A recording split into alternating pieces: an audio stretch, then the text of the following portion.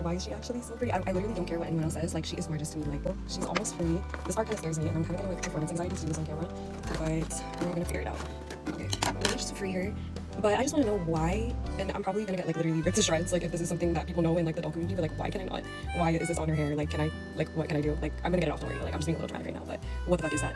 Oh, and it literally just comes off like that. So it was literally just me. Okay, so that's good to know.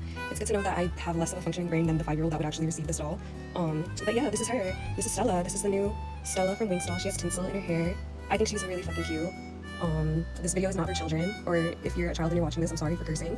And yeah, that's her. My review is 10 out of 10. This is fulfilling all my childhood dreams of having a Winx Club doll, so period. Like, I love her. I love her. Alright, bye-bye.